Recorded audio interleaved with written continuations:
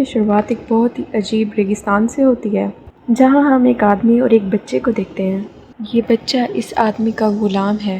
इन दोनों के पास पानी बिल्कुल ख़त्म हो चुका है, लेकिन फिर भी ये बच्चा अपने आका की बात मान रहा है। चलते चलते ये रेगिस्तान में एक लाल दायरे के पास पहुंच जाते हैं और वो आदमी खुशी से पागल होने लगता है और कहता है कि हम अपनी मंजिल के बहुत करीब पहुंच गए हैं। आगे जाने के लिए इन्हें एक नक्शे की ज़रूरत होती है और देखने को मिलता है कि वो नक्शा एक बोतल के अंदर बंद है। ये लोग बोतल खोलने की बहुत बार कोशिश करते हैं, लेकिन हर बार नाकाम हो जाते हैं। वो आदमी इस बोतल को तोड़ने का फ़ैसला करता है। बोतल को कई बार रेत पर मारता है, लेकिन रेत नरम होने की वजह से बोतल को नहीं तोड़ पाती। वो बच्चा अपने आका की मदद करने के लिए रेत को इधर उधर करता है कि कहीं कोई पत्थर मिल जाए जिससे ये बोतल तोड़ी जा सके। जब वो भी नाकाम रह जाता है तो इस आदमी के माइंड में एक बहुत ही डरावना आइडिया आता है। ये उस बच्चे को अपने पास बुलाता है और सोचता है कि मैं इसके सर पे मार के इस बोतल को तोड़ दूंगा। और ये उस बच्चे से कहता है कि तुम मुंह उधर करके ठहर जाओ। और वो उसके सर पर बोतल तोड़ने ही वाला होता है कि सीन कट हो जाता है और हमें पता चलता है कि ये सारी स्टोरी जो अब तक हमने देखी है वो एक राइटर लिख रहा था।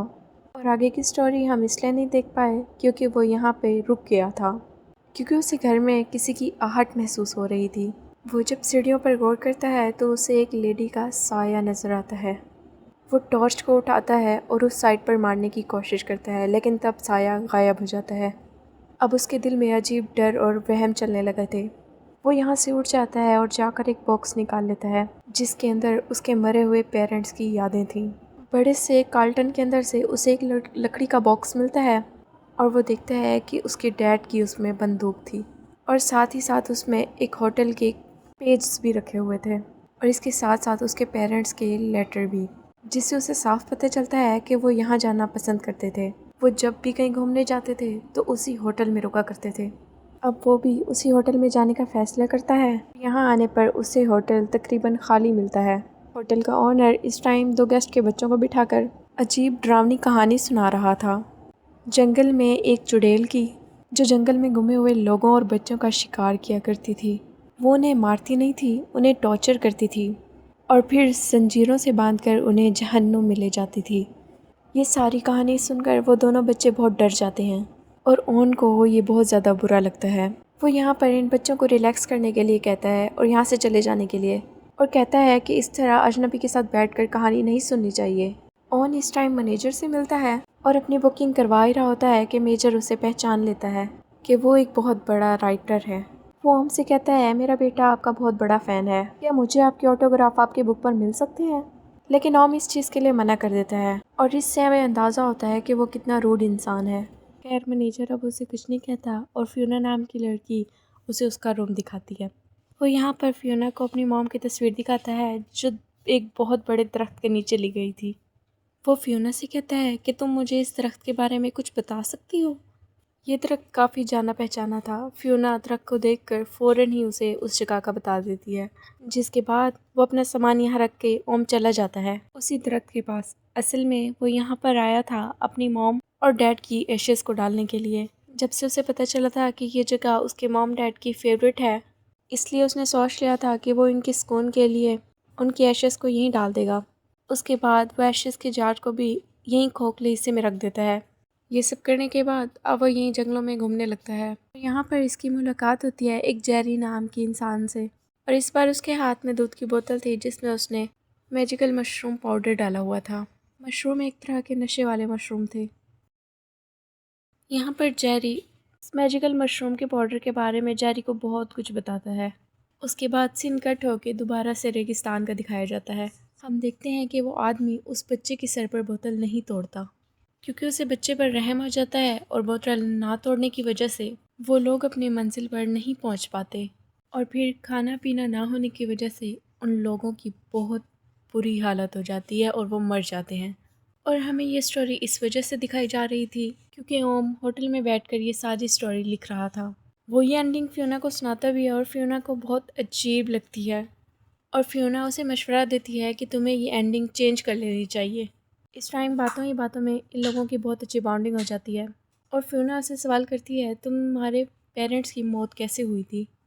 ओम उसे अपनी मदर की पिक्चर दिखाता है और बताता है एक छोटे बच्चे ने उन्हें मर्डर कर दिया था और क्योंकि वो बहुत छोटा था इसलिए उसके गुनाहों की सज़ा उसे नहीं दी गई। और इसकी मॉम के मरने के सदमे में इस कुछ ही अरसे बाद इसके फादर की भी डेथ हो गई। वो बताता है कि मैं इस जगह पर इसलिए आया था क्योंकि ये मेरे पेरेंट्स की फेवरेट जगह थी। मैं यहाँ इसी होटल में ही रुकना चाहता हूँ। और फियोना बताती है कि उसे कोई भी रूम नहीं मिल सकता यहाँ पर क्योंकि इस जगह को उन्होंने काफ़ी अरसे से बंद कर दिया गया है। ओम पूछता है क्यों, तब फियोना जवाब देती है यहाँ के ओनर को लगता है कि अब ये होटल एक हॉन्टेड एरिया बन चुका है। यहाँ पर वो चुड़ैल है जिसकी कहानी वो स्टार्ट में उन बच्चों को सुना रहे थे। ओम कहता है कि क्या ये चुड़ैल वुड़ैल की कहानियाँ सच्ची होती हैं? तब फियोना बताती है कि हाँ सच्ची होती हैं। वो उसे एक बुक दिखाती है जिसमें उस चुड़ैल के बारे में बहुत सारी इन्फॉर्मेशन थी और उससे बचने के तरीके भी थे। फियोना उसे बताती है कि अगर वो चुड़ैल उनके पीछे पड़ भी जाए तो उन्हें अपने इर्द गिर्द एक गोल वाइट कलर का सर्कल बना के उसमें बैठ जाना चाहिए। वो चुड़ैल उस गोले के अंदर उस इंसान को कुछ भी नहीं करती। इसी दौरान यहाँ पर एक और अटेंडेंट आ जाता है और वो उनको बताता है कि उसने खुद उस चुड़ैल को देखा है और उसकी बातें सुनकर ऑन कहता है बकवास। यहाँ बातों ही बातों में वो अटेंडेंट उसे बताता है कि मैं भी आपकी तरह एक राइटर हूँ, मैं भी आपकी तरह किताबें लिखता हूँ और मैं चाहता हूँ कि आप मेरी एक स्क्रिप्ट ज़रूर पढ़ें। लेकिन ये बात हमको बिल्कुल पसंद नहीं आती। छोटा सा अटेंडेंट उसके मुकाबले की आने की कोशिश कर रहा है। वो यहाँ पर अपनी चाय में रखा हुआ गरम चम्मच उसके हाथ पे लगा देता है और ये लोग इसको कुछ कह भी नहीं सकते थे क्योंकि गेस्ट को कुछ कहना इनकी पॉलिसी के ख़िलाफ़ था। ओम यहाँ से चला जाता है और फियोना सफाई करने लग जाती है। सफाई के दौरान उसे ओम की मॉम का पिक्चर और साथ ही साथ उसका टेप रिकॉर्डर मिल जाता है। वो अटेंडेंट से कहती है चलो आओ हम ये ओम को देख के आते हैं क्योंकि ये दोनों चीज़ें उसके लिए बहुत ज़्यादा ज़रूरी हैं। वहाँ जाकर ये देखते हैं कि ओम का कमरा लॉक है और वो इसे खोल भी नहीं पा रहा। दोनों बहुत परेशान हो जाते हैं क्योंकि ये बहुत ज़्यादा लॉक कर रहे थे। फियोना अटेंडेंट से कहती है तुम इस कमरे को खोल दो, पर वो जवाब में कहता है ऐसा करना हमारी पॉलिसी के ख़िलाफ़ है। तब फियोना से कहती है जाके खोल दो, बॉस को कौन बताएगा। दोनों जब उसका रूम खोलते हैं तो देखते हैं उसने सुसाइड करने की कोशिश की है और वो इस टाइम ऊपर लटका हुआ था। ये लोग जल्दी से उसे रेस्क्यू कर लेते हैं और फिर सीन कट होता है और अब हम ओम को बहुत डरावनी जगह पर देखते हैं। गौर करने पर पता चलता है ये जगह कोई और नहीं बल्कि वही होटल ही है जो अब अंधेरों में डूबा हुआ है और अब उसके पीछे उसकी मॉम है जो बहुत ही ज़्यादा गुस्से में है। इस तरह से ये सब देखकर वो डर कर उठ जाता है और पता चलता है कि इस टाइम वो हॉस्पिटल में था।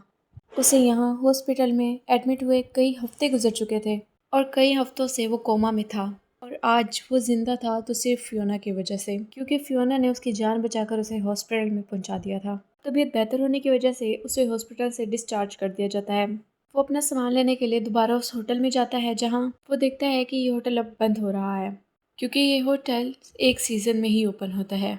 यहाँ पर वो सिर्फ सामान लेने नहीं आया था, उसे फियोना का शुक्रिया भी अदा करना था क्योंकि फियोना ने उसकी जान बचाई थी। इसलिए वो होटल मैनेजर से कहता है कि फियोना को थोड़ा सा बुला दो, लेकिन होटल मैनेजर उसे बताता है कि फियोना कई हफ्तों से गायब है। फ्री टाइम उसे एक पार्टी के अंदर देखा गया था और उसके बाद से ही वो गायब है। वो ओम को उस दिन का न्यूज़पेपर भी देता है जिस पेपर में फियोना की गायब होने की न्यूज़ थी। ओम परेशान होता है कि ये सब कैसे हो सकता है, कोई इंसान अचानक गायब कैसे हो सकता है। और मैनेजर कहता है कि पुलिस को जेरी पर शक है। अपनी वाइफ के मरने के बाद 10 साल गायब रहा और अचानक दोबारा सीसी एरिया में आ गया और वैसे भी काफ़ी लोगों ने उसे लास्ट टाइम जेरी से बात करते हुए देखा था। यहाँ लोगों से पूछता है कि क्या तुम लोगों ने हनीमून स्वीट को देखा है, क्योंकि फियोना ने उसे कहा था कि वो ज़िंदगी में एक बार उस होटल में विज़िट करना चाहती है। हनीमून स्वीट का नाम सुनते ही उस मैनेजर के तोते उड़ जाते हैं और वो ओम से कहता है कि कोई भी हनीमून स्वीट नहीं खोलेगा, बहुत ख़तरनाक जगह है और कई सालों से नहीं खुली है। खबरदार तुमने वहाँ जाने का सोचा भी अभी के अभी यहाँ से चले जाओ कि ये होटल अभी बंद होने वाला है। और वो उसे होटल से निकाल देता है। अब ओम जाकर जेरी से मिलता है और जेरी के सामान से फियोना की बुक मिलती है और अब सबकी तरह उसे भी लगता है कि जेरी ने ही फियोना का मर्डर किया होगा क्योंकि उसने अपनी वाइफ को भी मारा था। और जेरी कहता है ज़रूरी नहीं कि अगर मैंने अपनी वाइफ को मारा है तो क्या मैं फियोना को भी मारूंगा, फियोना मेरी दोस्त थी और मैं फियोना के साथ कभी ऐसा नहीं करूंगा और वाइफ की बात, तो वाइफ को मैंने मारा नहीं था, उसे मैंने दर्द से निजात दी थी। वो बहुत ज़्यादा बीमार थी और वो उन तकलीफ़ों को नहीं सह पा रही थी। ओम कहता है फिर फियोना कहाँ जा सकती है? ये बात तुम्हें पता होना चाहिए क्योंकि ये देखो तुम्हारे सामान में उसकी किताब है। जेरी कहता है बेशक उसकी किताब मेरे पास है क्योंकि ये फियोना ने मुझे दी थी और मैं ये भी जानता हूँ कि वो मर चुकी है, गुम नहीं हुई। हर रात चोरी से उस होटल में जाया करता था मेडिसिन्स चुराने के लिए, और जब मैं उस रात गया तो जाकर देखा कि हनीमून स्वीट के अंदर घंटी बज रही थी। ये घंटी बहुत पुरानी थी और इसे हनीमून स्वीट के रूम के अंदर ही बजाया जा सकता था। जब मैंने मुड़कर देखा तो फियोना की आत्मा हनीमून स्वीट की घंटी की तरफ इशारा कर रही थी और मुझे लगता है कि हनीमून स्वीट के अंदर ही वो लोग हैं। ओम कहता है हम अंदर कैसे जाएंगे? जेरी कहता है ये सब तुम सोचना छोड़ दो, वो मेरा मसला है। अब ये दोनों बातें करते हुए रात का इंतज़ार करते हैं। जेरी बताता है कि मेरी वाइफ भी एक बार मेरे पास आई थी, वो शुक्रिया करने आई थी क्योंकि मैंने उसे उसके सारे दर्द से आज़ाद किया था। खैर दिखाया जाता है कि रात होते टाइम जेरी ने उस चोरी की हुई चाबियों से उसका ताला खोल दिया था। अब ओम आगे बढ़कर इन्वेस्टिगेशन करता है जबकि जेरी पीछे था। जेरी को पीछे से मैनेजर पकड़ लेता है। पता नहीं क्यों वो जेरी को मर्डर समझकर पुलिस को उसके बारे में बता देता है।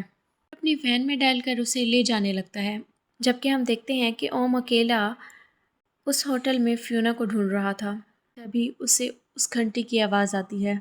जैसे वह मुड़ता है और चेक करने के लिए वो हनीमून स्वीट के अंदर जाने की कोशिश करता है। जैसे ही वो अंदर जाता है तो उसे वहाँ कोई नहीं मिलता। सोचने लग जाता है अपने पेरेंट्स के बारे में कि उन्होंने यहाँ पर कितना टाइम गुजारा होगा। इन सारी सोचों के दौरान वो यहीं लेट कर सो जाता है और ख्वाब में उसे एक बच्चा दिखाई देता है। ये बच्चा कोई और नहीं बल्कि वो खुद था।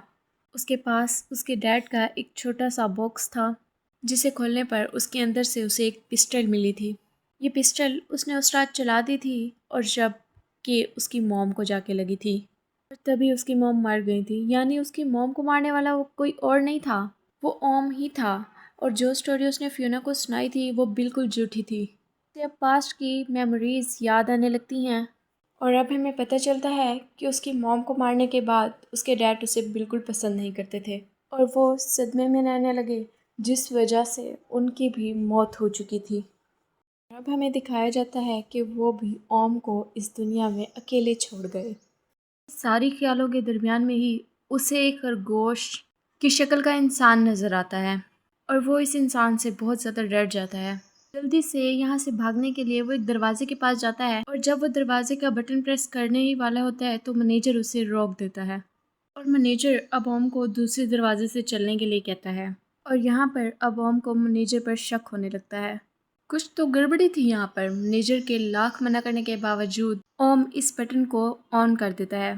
पता चलता है कि जिस बटन को उसने दबाया है उस दरवाजे के पीछे कोई रास्ता ही नहीं था बल्कि एक लिफ्ट थी जो बटन को दबाते ही ऊपर आ गई और उसमें फियोना की लाश थी, वो भी हेलमिन कॉस्ट्यूम में।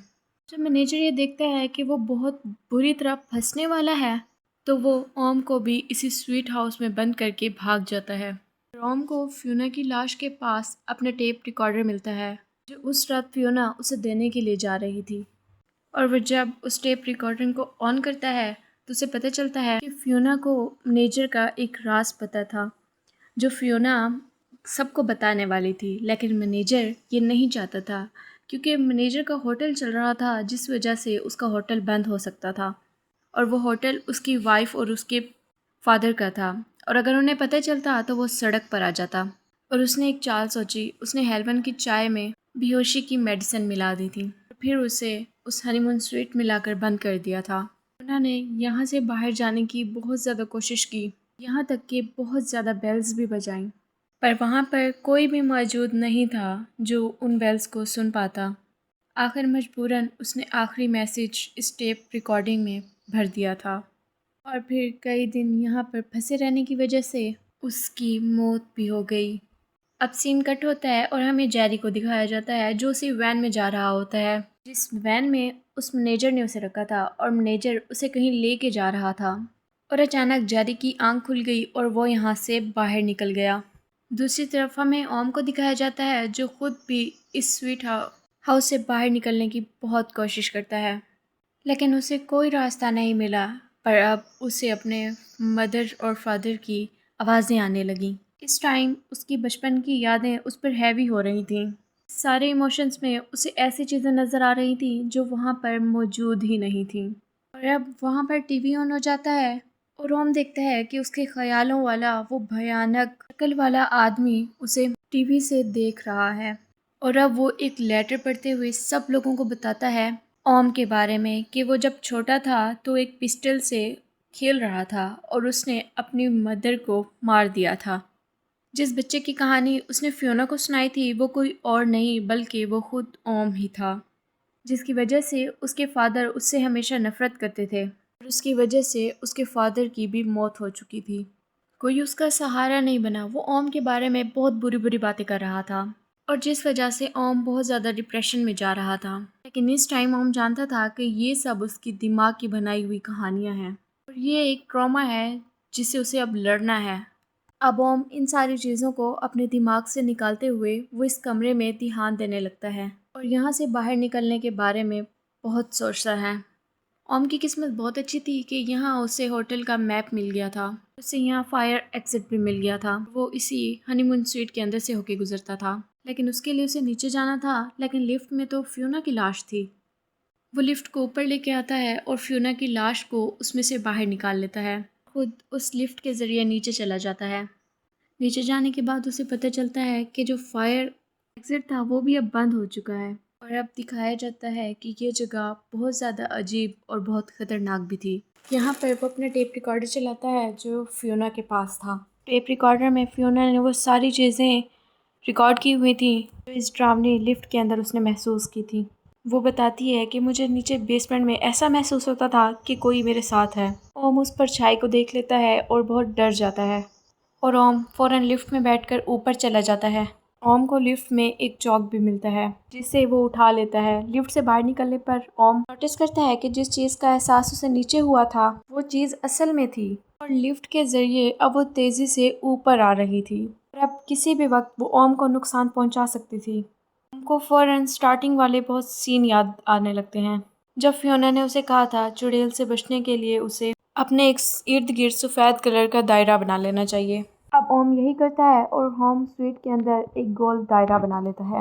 वो चुड़ैल अब उसके बहुत करीब आ जाती है। दायरे के इर्द गिर्द वो घूमती रहती है पर ओम इस दायरे से बाहर नहीं निकलता, उसके 100 मरतबा डराने पर भी, क्योंकि वो जानता था कि अगर वो बाहर निकला तो वो उसे मार देगी। सीन कट होता है और अब हमें जेरी को दिखाया जाता है जहाँ पर जेरी भाग भाग कर उसी होटल के पास आ गया था और हमें दिखाया जाता है कि वो बहुत ज़्यादा ज़ख्मी है लेकिन फिर भी उसे ओम को बचाना है। और हम ये भी देखते हैं कि अब तक सुबह हो चुकी थी। अब उस होटल का मैनेजर जब यहाँ से गुजरता है जेरी को देखकर बहुत डर जाता है क्योंकि उससे एक और मर्तबा अपने सारे पोल खुलने का डर हो जाता है। वो जेरी से कहता है तुम्हें पुलिस ढूंढ रही है, अगर तुम्हें बचना है तो मेरे साथ चलो। जेरी जब ओम के बारे में उससे पूछता है तो वो बताता है कि मैंने उसे एक टैक्सी के ज़रिए यहाँ से भेज दिया है। पर जेरी को उसकी बातों पर बिल्कुल भी यकीन नहीं था। जिद करके होटल के अंदर चला जाता है पर मैनेजर उसे खींच खींच के बाहर ले आता है। जबकि पीछे से ओम को एहसास होता है कि होटल के अंदर कोई है तो वो हनीमून स्वीट की घंटी बजाने लगता है, लेकिन जिस घंटी को जेरी सुन नहीं पाता पर उसे गलत महसूस होता है और इसलिए वो दोबारा उस होटल में जाने लगता है। अब जैसे ही वो अंदर जाने लगता है तो वो घंटी की आवाज़ अपने कानों से सुन लेता है जो बार बार ओम हनीमून स्वीट के अंदर से बजा रहा था। बिना टाइम ज़ाया किए जेरी भाग भाग कर ऊपर आता है और हनीमून स्वीट का दरवाज़ा खोल देता है। उसे देखते ही कहता है तुम्हें पता है फियोना को किसी और ने नहीं, उसी मैनेजर ने ही मारा है। इससे पहले ओम उसे कुछ और बता पाता कि जेरी के सर में आकर वो क्रॉस लगा देता है। हम देखते हैं क्रॉस मारने वाला कोई और नहीं बल्कि वो मैनेजर ही था, क्योंकि वो किसी भी हाल में सच्चाई को बाहर नहीं आने देना चाहता था। अब तक उस मैनेजर ने 2 मर्डर कर लिए थे बेचारा, और करता भी क्या, वो अपने जुर्म को छुपाने के लिए फ़ैसला करता है कि वो इस होटल को ही आग लगा देगा और वो आग लगा भी देता है। ओम लिफ्ट का इंतज़ार करने से पहले ही लिफ्ट से नीचे चला जाता है। यहाँ पर मैनेजर को मसला हो जाता है कि अगर ओम बच जाता तो सारा इल्ज़ाम उसी पर आ जाता। होटल को उसी ने आग लगाई है और अब ओम को भी उसने किसी हाल में मारना था और वो ओम के पीछे उसी बेसमेंट में चला जाता है। वहाँ ओम जो पहले से ही डर रहा था क्योंकि उसे चुड़ैल का आसपास होने का बहुत महसूस हो रहा था। ओम अपने इर्द गिर्द वाइट कलर का घेरा बना लेता है। जब मैनेजर नीचे पहुँचता है तो वो चुड़ैल उस मैनेजर की चाबियाँ लटका देती है। मैनेजर को उन चाबियों को लेकर यहाँ से भागना था। जैसे ही वो उन चाबियों को उतारने लगता है तो वो चुड़ैल उसके पीछे आ जाती है और उसके हाथों पे बड़ी बड़ी जंजीरें बांध देती है। वो इसे यहाँ से घसीट कर कहीं लेके जाना चाहती थी, बिल्कुल उसी कहानी की तरह जो कहानी उस होटल में बैठा इंसान उन बच्चों को सुना रहा था। और यहाँ चुड़ैल उसे घसीटते हुए लेके जा ही रही होती है कि ओम ये सब कुछ अपनी आंखों से देखता है। और अब वो बहुत ज़्यादा डर चुका था क्योंकि उसने ये सब अपनी आंखों से देखा था। अब ओम रोने भी लगा था। इस डर के माहौल में उसकी मदर की आत्मा उसके पास आती है। ओम अपनी माँ को वहाँ महसूस करता है और बिल्कुल बेवक्त ज़ाया नहीं करता और अपनी जान की परवाह बिल्कुल नहीं करता। वो अपनी मॉम से माफ़ी मांगने लग जाता है क्योंकि उस दिन जो गोली चली थी वो उसने जानकर नहीं, गलती से चली थी। बताता है, मैं सिर्फ पिस्टल चला कर देख रहा था, मेरा इरादा बिल्कुल नहीं था कि वो मैं आपको मारूं। उसकी मम्मा कहती हैं, बिल्कुल बच्चे, मैं जानती हूँ तुम मुझे मारना नहीं चाहते थे और अब मेरे दुख में तुम खुद को मार भी नहीं सकते। अपने आप को बचाने के लिए ये लड़ाई लड़नी होगी और यहाँ से बाहर निकलना होगा। अपने मॉम के दिए गए हौसले से ओम जल्दी उठ जाता है और इस दायरे से बाहर निकल आता है। जैसे ही वो बाहर निकलता है तो वो चुड़ैल उसे जंजीरें से बांधने की कोशिश करती है और इसके बाद दोबारा वो मैनेजर को उस जहन्नुम के दरवाजे पे ले जाने की कोशिश करती है। और ओम इस टाइम अक्लमंदी दिखाता है और फियोना का दिया हुआ चाकू से वो जंजीर को काटने की कोशिश करता है। वो अब उस जंजीर को काट लेता है और जल्दी से ऊपर आ जाता है कि अब वो इस होटल से भाग पाता। इस होटल में लगी हुई आग से वो धुआं उसके अंदर चला जाता है। बेहोश होने ही वाला होता है कि कोई आकर उसे बचा लेता है। असल में वही राइटर अटेंडेंट था जिसे ओम ने कई बार धुतकारा था। खैर, सीन यहाँ से कट हो जाता है और कई हफ्तों बाद हम उसे हॉस्पिटल में देखते हैं। जैसे ही उसे होश आता है तो वो अपने पास उसी अटेंडेंट को देखता है जिसने उसकी जान बचाई थी। अब इस कहानी का बहुत बड़ा ट्विस्ट यहाँ रिवील होता है कि जितना कुछ हमने इस मूवी में देखा और जितना कुछ हमने फील किया था वो तो असल में उसके साथ हुआ ही नहीं था। वो सब जो उसके दिमाग में चल रहा था वो उसी के अंदर ही खुद को घुमा रहा था। यहाँ पर वो राइटर अटेंडेंट रिक्वेस्ट करता है कि उस दिन जब तुमने मेरे साथ बहुत बुरा बिहेव किया था तब मुझे बहुत ज़्यादा गुस्सा आ गया था, इसलिए मैंने तुम्हारी चाय के अंदर वो मशरूम पाउडर मिला दिया था। इस मशरूम पाउडर के बारे में जेरी बातें किया करता था। और इस मशरूम पाउडर की खासियत ये थी, वो इंसान को ऐसी चीज़ें दिखाती थी जो असल में उसके इर्द गिर्द हो ही नहीं रही होती।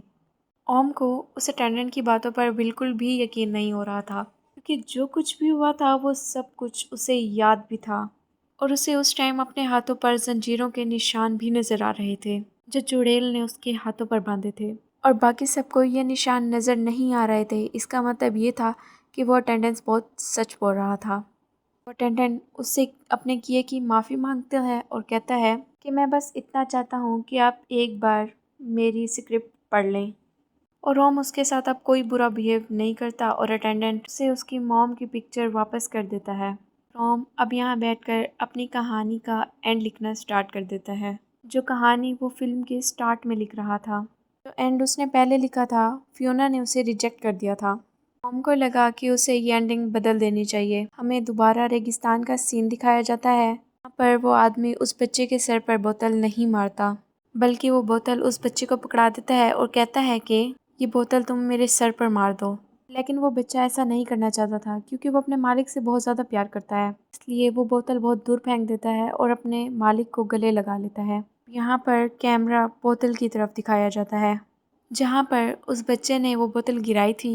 वहाँ पर एक बकरी का सर भी पड़ा हुआ था जिसकी तरफ इशारा था कि ये दोनों अब मरेंगे नहीं। ये लोग उस सर के ज़रिए उस बोतल को तोड़ देंगे और अपनी मंजिल तक पहुँच जाएंगे। ओम ने इनकी भूख से मरने वाली एंडिंग ख़त्म कर दी थी और ऐसे ही उसकी लिखी हुई कहानी सीन को दिखाते हुए ये मूवी यहाँ ख़त्म हो जाती है।